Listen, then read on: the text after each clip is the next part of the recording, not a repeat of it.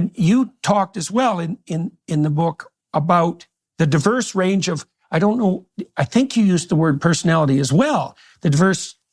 I called it a team of rivals. Yeah. By which I mean, you've got all these, let's call them personalities under the hood. It's interesting because I think maybe I'd dial it back one step from personality. You've got different neural networks that want different things, and we can measure these. Just give an example, which is, when you're making a financial decision about what you're going to buy, you have certain networks that care about valuation. They care about the price point, and they're thinking about, okay, how much is that worth? How much is that worth? Why? So on. You have completely separate networks in the frontal lobe that care about the predicted emotional experience.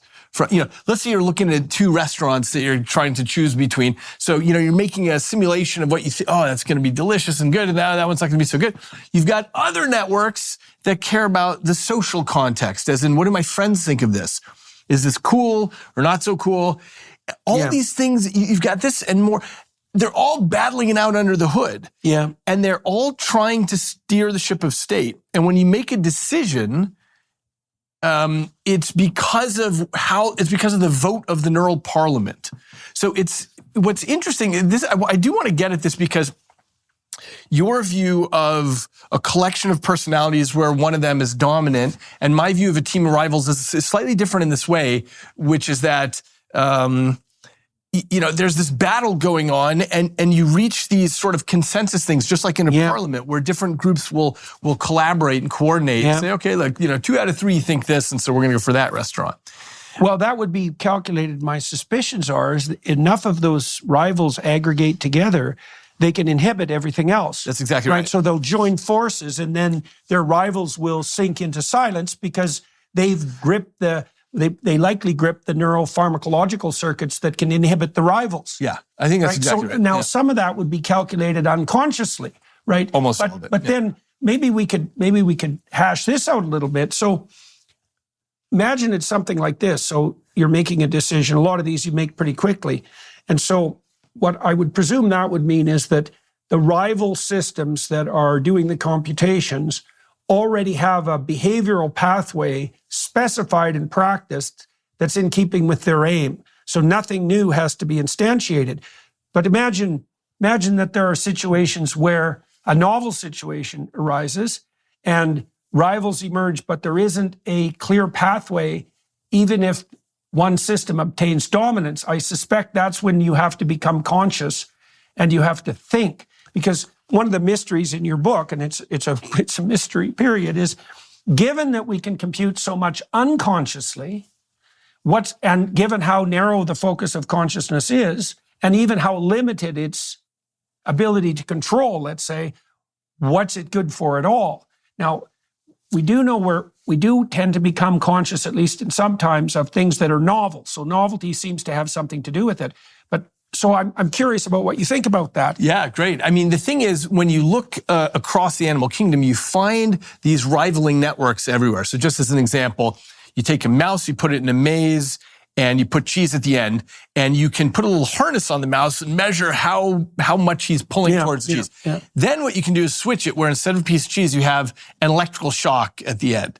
And you can put the harness on and measure how hard he pulls away from the electrical shock, okay? Now what you do is you put a piece of cheese and an electrical shock at the end of the thing, and the poor little mouse gets stuck halfway and turns and turns and turns at exactly the place where the two vectors cancel out, which is to say, he's running both networks. Right, you get the cheese and avoid the shock, and he gets stuck there in the middle. Right. You see this across animals. Approach avoidance conflict. Yeah, exactly. It's the conflict part. Okay, you take another example. The stickleback is a bird that will attack things that are red, and if you give it something, what's that? Fish. Oh, fish. Right. Yeah. No, wait. Stickleback? Stickleback gull. Wait, what's the... It's a bird. Gull? It's a bird, yeah. Okay, because there's a stickleback fish too. Okay. Yeah, this is a bird. I think, I'm 99% sure I got the name right. Stickleback gull. Okay, it'll attack things that are red. It will sit on anything that's egg-shaped. It'll sit on it. So if you put a red dot on an egg, it'll both sit on it and attack it at the same time. Okay, what these represent are rivaling networks, right? Okay, here's where I think the role of consciousness is in mediating this. And this is what we've gotten better and better at. And so when we have rivaling networks in a novel context. Well, that would be a novel context, right? Where you have a system that's automated, another system that's automated, but the conjunction produces a paradox. Okay, so we could think of the we can think of the reason for the emergence of the cortex in that regard, because so I read a series of brilliant papers on hypothalamic cats, right? So these are cats whose entire cortex is decerebrate cats. Yeah. Their entire cortex has been taken out, and most of the limbic system, and these are mostly female cats for various reasons. Female cats are more functional with only a hypothalamus, as it turns out. And if you keep them in a simple environment, like a cage, they can pretty much do what cats do. Now, they're hyper exploratory, which is pretty damn weird for an animal with almost no brain, because that's not what you'd predict. And by the way, they can also walk on a treadmill. Right. Well, they can mate, they can eat, they can regulate their temperature, they can defend themselves. Okay, so now imagine this. So now you have all these automated systems that you described, but they can produce conflicts, and they can produce conflicts in the moment, and they can produce conflicts across time, and they can produce social conflicts. Yeah. Okay, so now you need another part of the brain that emerges, as you said, to mediate those conflicts, and that's what the cortex does. And so that would imply that some of that lengthy socialization that you described, actually what that socialization is, at least in part, is the environment-specific means in which those conflicts that will arise in consequence of built-in motivation will be mediated. Right. Yes. So, right. And now here's the thing. Rats and cats have cortex. Yeah. But what we have that they are not so good at is the ability to mediate well, such that we don't get stuck in the middle of the maze, but we can make a decision we can actually weigh in and say, okay, you know what? I'm not going to get stuck with these two networks. I'm going to decide on something. This is what I think consciousness is about. It's the higher level abstraction that allows you to say, okay, look, this isn't something that's automated. This is a new situation I'm in. I don't know what to do here. And then the CEO, gets called up and there's like you take a large company, the CEO can't possibly know what's happening in the company. There's, 100,000 employees, right? The CEO's job fundamentally is to wait for the phone to ring and say, hey, there's trouble here. There's something going on that we don't know what to do. And the CEO makes a decision. And also, of course, to do future planning. Consciousness is essentially about that. Did you know that multiple companies are keeping a living profile of everything that you do online? These data brokers are making billions selling your private information to big tech companies, advertisers, and even our own government. It's concerning just how many people have given up on their privacy rights, but now you can take back control of yours by using ExpressVPN. ExpressVPN reroutes all your internet activity through encrypted servers, meaning no one can see or track what you do online. It hides your IP address so data brokers can't build a profile on you, and you can browse the internet as if you're in any of 105 different countries.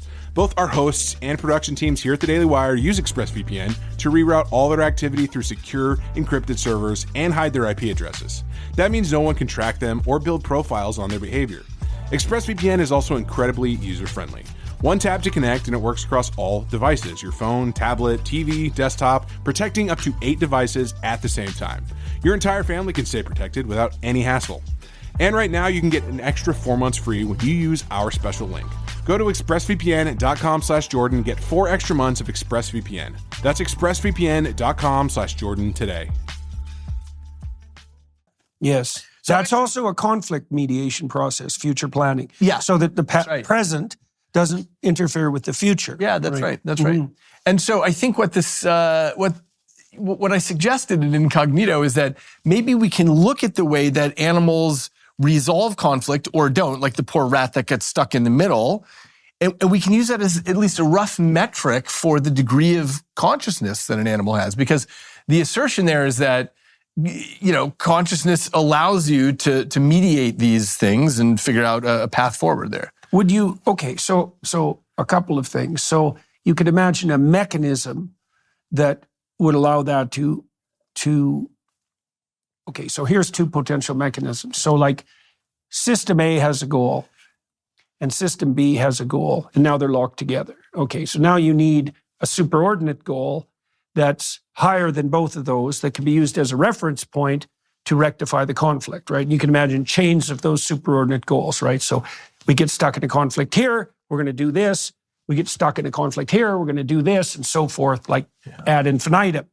Okay, so the cortex is going to produce those melding goals. Then that might be something like sequencing. I'm hungry and tired. So what I'm going to do is I'm going to eat now and then sleep, or I'm going to sleep now and eat. And that way the conflict between those two things is reconciled in a higher order frame that would take the future into account. Yeah. Right. And so, but then maybe the physiological mechanism is that, so let's say you could turn left in the maze or you could turn right in the maze and you're spinning because you're in this conflict.